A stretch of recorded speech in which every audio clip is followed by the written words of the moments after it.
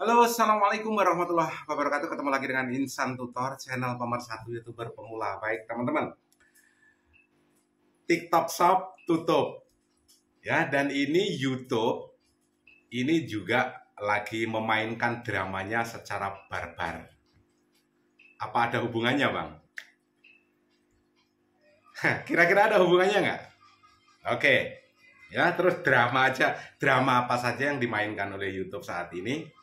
Nanti akan kita bahas supaya itu teman-teman bisa ambil positifnya dan demi perkembangan teman-teman juga. Kira-kira YouTube ada di belakang kreator pemula. YouTube ini memainkan perannya untuk melindungi para kreatornya dengan menyingkirkan kompetitornya atau bagaimana. Tapi sebelum kita bahas itu semua, gini, bagi teman-teman yang memberikan super thank di video ini, ya laki-laki super thank, ya nggak masalah lah, orang itu fitur resmi dari YouTube dan itu pencapaian. Teman-teman juga ingin bisa melakukan hal yang sama, apa salahnya? Daripada saya buka kelas, nanti juga mungkin bisa jadi buka kelas kalau dihajar terus-terusan, ya kan? Jadi bagi yang memberikan super thank nanti akan kita share di beberapa channel, bisa di Insan Tutor ataupun Insan Vlog ataupun channel-channel yang lain. Ya, kalau yang memberikan support yang hari ini ya kita share hari ini maksimal 1 kali 24 jam. Dan yang menjadi membernya Insan Tutor di fitur gabung ada di bawah. Itu ada fitur gabung itu. Nanti kita akan coba bukan coba ya, nanti akan kita berkembang bersama-sama. Nanti juga akan kita share, kita juga akan share. Saya juga tidak tinggal diam dan mungkin nanti akan kita jadwalkan live khusus member tiap hari malam minggu bisa jadi. Jadi kalau ada pertanyaan ya udah langsung kita gas. Yang lain langsung memberikan masukan. Jadi ada kerjasama. Member yang lain mungkin memberikan masukan berdasarkan pengalamannya saat itu. Saya memberikan masukan berdasarkan pengalaman saya. Ya, jadi ketemu titik terangnya bisa kita gaskan bareng-bareng. Ya, oke, sip, sukses selalu dan salam buat keluarga. Belum selesai bang, ya memang belum kita bahas. Oke, mungkin teman-teman sudah pada heboh atau lagi heboh ya di TikTok Shop bahwasanya TikTok Shop kan lagi tutup. Dan juga akhir-akhir ini YouTube juga lagi memainkan dramanya secara gila-gilaan ya. Drama apa saja? Ini kita bahas TikTok Shop dulu atau drama YouTube dulu? Oke lah, TikTok Shop dulu lah ya. Yang lagi rame. Oke. Mungkin sebagian yang menjadi afiliator, yang menjadi jualan di TikTok Shop mungkin merasa, wah ini keputusan tidak adil ya. Bahkan TikTok sendiri langsung memberikan data-datanya 6.000 UMKM, 6 juta UMKM, 7 juta afiliator yang terdampak. Dan saya juga bukan bagian dari TikTok walaupun saya punya TikTok ya. Tetapi memang seperti ini. Dulu gini, ini saya belajar dari pengalaman ya. Dulu sekitar tahun 2011 ya, 2011 atau 2012 kalau nggak salah, sekitar tahun-tahun itulah. Saya pernah menjadi seorang pembicara di perusahaan asal Cina. Kebetulan kalau nggak salah acaranya itu di Semarang ya, di Hotel Guyama Semarang. Ya, saya kebetulan waktu itu 4 hari menjadi ditunjuk lah untuk menjadi pembicara. Atau bisa jadi sebagai sekaligus sebagai marketing, bisa juga ya, karena memang ada itu satu paket pembicara sekaligus memasarkan marketing. Dan tujuannya dari waktu itu 1 minggu kalau nggak salah ya, karena sudah lama sekali. Waktu itu 1 minggu saya nginap di Hotel Guyama, termasuk semua fasilitas diberikan. Setelah itu pulang masih diamplopin waktu itu ya, kecil-kecilan ya, 30 juta saat itu ya, pembicara kecil-kecilan lah. Dan perusahaannya adalah perusahaan asal Cina ya, perusahaan asal Guangzhou. Jadi saat itu saya jadi ingat gitu loh, kenapa kok TikTok Shop ini ditutup. Karena kebetulan perusahaan yang saya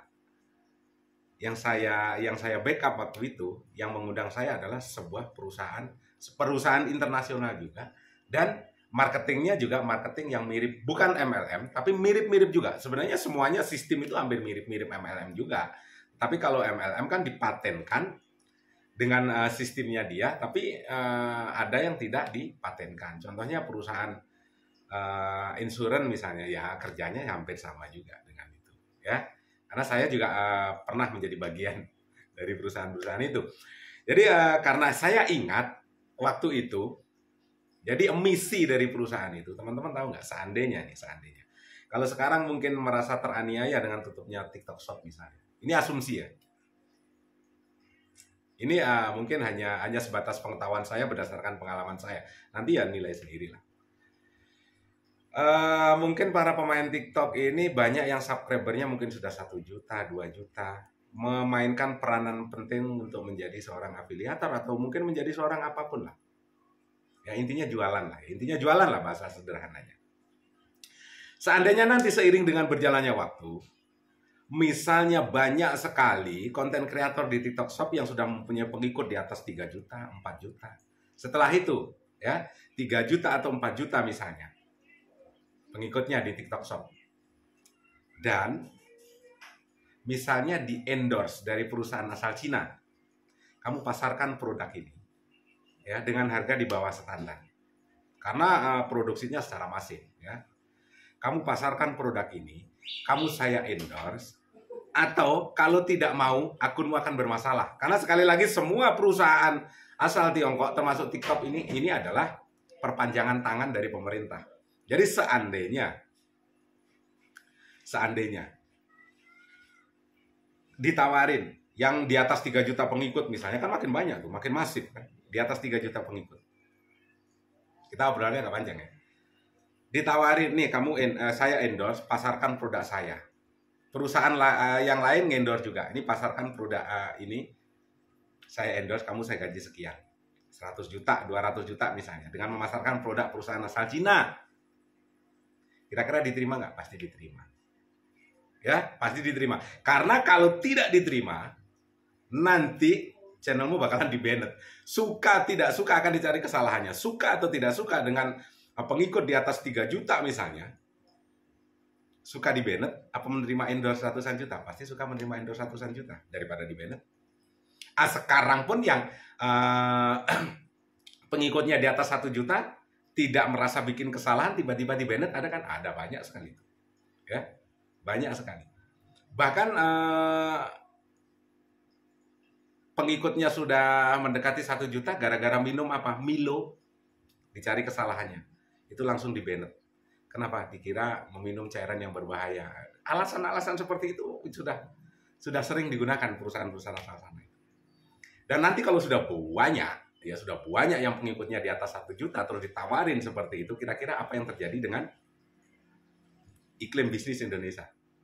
Dengan UMKM Indonesia? Bubar, bos. Ya, bubar.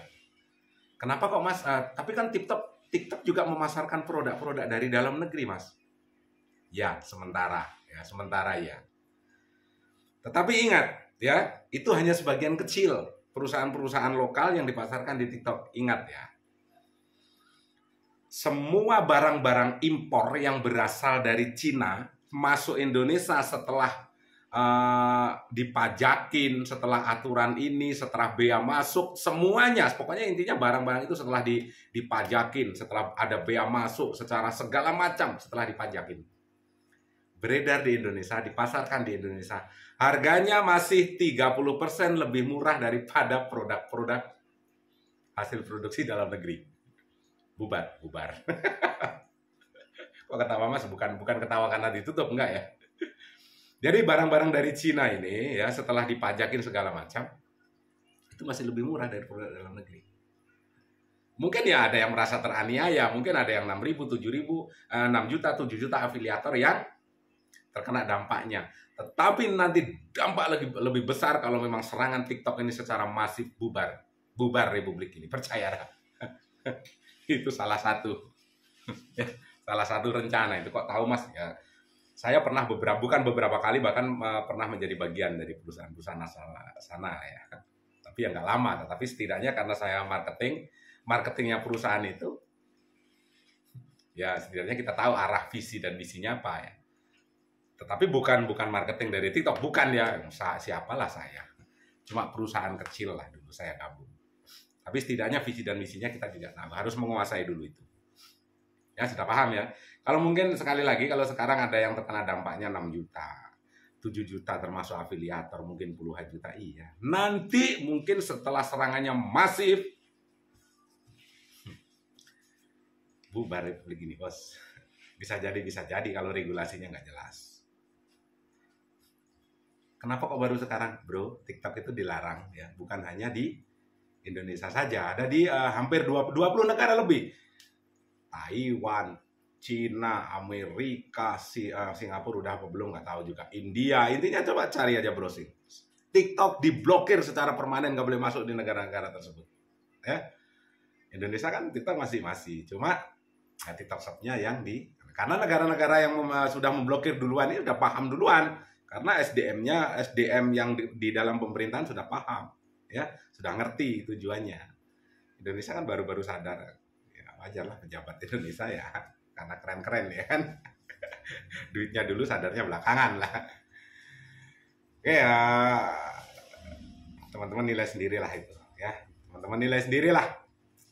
Kita nggak usah terlalu banyak membahas masalah TikTok Shop lah, itu bukan ranah kita, ya. Terus apa hubungannya dengan YouTube, Bang? Ini pembahasan yang berbeda sebenarnya, tapi dikait-kaitin ya kan, biar ikut viral kan gitu. Makanya YouTube Short ya, YouTube Short itu bisa digunakan untuk jualan, bahkan YouTube panjang pun teman-teman bisa membeli barang cenderamata dari yang sudah disediakan YouTube ya, termasuk jualan di sana ya. Jualan di YouTube kan bisa. Tetapi kenapa kok YouTube tidak buru-buru masuk dan menerapkan prinsip dan konsep seperti TikTok di Indonesia? YouTube lebih pintar, bos. Strateginya soft tapi mematikan. Ya. Jadi YouTube lebih canggih, lebih pintar, bukan lebih canggih ya, lebih pintar. Saya sambil lihat laptop dulu ya, karena ini saya ada sesuatu, ada kerjaan juga, dan ini adalah dari perusahaan perbankan yang harus saya selesaikan. Jadi kita kembali ke YouTube, pembahasan TikTok sudah dan mungkin agak panjang ya. Dan YouTube sekarang lagi mengadakan update secara barban, ya, dramanya juga dimainkan. Dengan hadirnya apa? Dengan hadirnya YouTube Create Indonesia, ada kemungkinan nanti yang menggunakan aplikasi pihak ketiga, kita udah paham lah ya. Aplikasi pihak ketiga tentang mengedit, bisa jadi nanti akan terdeteksi oleh sistemnya YouTube dan mungkin rekomendasinya atau penontonnya lebih sedikit. Tetapi yang menggunakan YouTube Create Indonesia, YouTube Create atau aplikasi pihak YouTube, maka view-nya akan di boost, algoritmanya mungkin akan diarahkan ke sana. Keren ya, keren. Dengan berkembangnya AI, sekarang kan ada ya, semua perusahaan mengembangkan AI, artinya adalah perusahaan yang berbasis AI, artificial intelligence. Banyak sekali perusahaan-perusahaan di YouTube. YouTube juga menghadirkan seperti AI Insight. Jadi ini nanti bisa teman-teman gunakan. Tidak harus menggunakan AI dari pihak ketiga, karena itu nanti juga akan terdeteksi oleh YouTube. Tetapi kalau kreator ini menggunakan AI yang memang sudah resmi dari YouTube ya. Jadi bisa mencari ide konten segala macam menggunakan AI dari YouTube. Dan itu teman-teman gunakan untuk membuat konten-konten dan di-share di YouTube. Ya, biasanya akan lebih menguntungkan para kreator yang memang semuanya menggunakan produk-produk dari Google tentunya ya. Dan fitur dubbing, di luaran sana ada aplikasi fitur dubbing juga banyak sekali. Dan YouTube mengeluarkan fitur itu untuk kemudahan para kreator. Untuk kemudahan para kreator katanya. Tetapi dalam masa-masa transisi itu biasanya kreator karena masih dalam uji coba mungkin ya. Kreator biasanya kalau kreator pemula ya akan view-nya makin sepi ya. Sebagai intinya kelinci percobaannya kan tetap aja kreator pemula untuk pengembangan perusahaan, kan siapa lagi kalau bukan teman-teman. Tetapi kalau teman-teman selalu berkarya dan tetap positif dengan adanya mungkin drama-drama yang dimainkan oleh YouTube, bisa jadi Google ini sudah lama bermain drama, termasuk kemarin yang sudah kita bahas ya. Google ini menghubungi produsen teknologi termasuk smartphone segala macam. Jadi jangan heran kalau teman-teman saat membeli sebuah smartphone kayak Oppo, kayak Vivo atau smartphone yang berasal di luar Google, saat teman-teman baru pertama kali mengaktifkan smartphone tersebut, maka di situ sudah ada peramban yang namanya Google Chrome ya. Kenapa? Google membayar nih, kamu saya bayar, tapi perambannya atau mesin pencarinya harus menggunakan Chrome. Ya, itu bisa jadi ya. Untuk membuka sebuah smartphone atau saat membeli smartphone, teman-teman juga harus yang diminta apa? Email. Email itu yang kebanyakan apa? Google juga. Artinya smartphone tanpa Google juga nggak bisa. Semuanya sudah disetting, dan itu monopoli ya. Ya memang seperti itu ya. Terus apa hubungannya dengan TikTok ya? Permainan kan bisa saja. Permainan kan bisa saja. Cuma teman-teman kan nggak tahu, Siapa tahu kan ada permainan ya, teman-teman nilai sendirilah. Kita hanya berasumsi. Saya kan hanya menggambarkan berdasarkan pengalaman dan perjalanan saya. Masalah penilaian ya tergantung teman-teman lah. Intinya sekarang Google sendiri juga lagi memainkan dramanya. Saya nggak tahu drama apa lagi yang dibuat, tapi kelinci percobaannya dengan mengeluarkan produk-produk itu ya tentunya teman-teman sendiri. Jadi kalau mungkin saat ini view-mu lagi drop dan segala macam, jangan heran. Tetapi nanti akan pulih setelah itu drop lagi. Intinya perubahan itu adalah nyata. Teman-teman ikutin saja perubahan itu. Kalau teman-teman tidak mau digilas oleh perubahan ya, perubahan itu begitu cepat. Jangan egois ya. Ikuti perubahan. Setelah itu teman-teman juga ikut berubah. Supaya apa? Supaya tidak digilas oleh perubahan. Ikutin aja. Namanya juga teman-teman sebagai kreator ini merumput ya, merumput di ladangnya YouTube, merumput di ladangnya Google. Ikutinlah aturan mainnya. Yang penting menghasilkan, selesai urusan. Ya kan? Masalah drama-drama apa hubungannya dengan TikTok Shop? Ya memang nggak ada hubungannya. Saya kan tidak menghubung-hubungkan. Mungkin kalian aja yang menghubung-hubungkan ya kan. Saya kan hanya bermain logika untuk memainkan otak teman-teman saja. Jadi silakan nilai sendiri, saya hanya mengabarkan ya. Kepada teman-teman terus berkarya, tetap positif. Sukses selalu, salam buat keluarga. Wabillahi taufiq wal hidayah. Assalamualaikum warahmatullahi wabarakatuh.